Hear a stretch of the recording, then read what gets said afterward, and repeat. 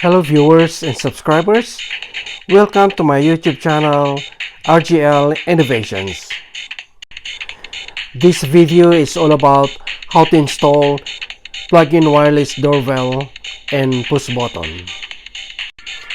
This is the plug-in wireless doorbell and push button.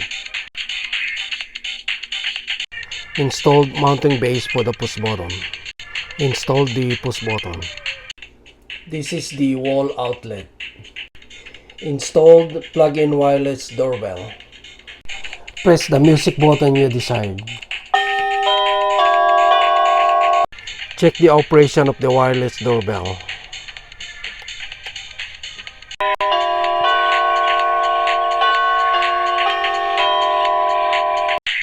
The plug-in wireless doorbell now is working.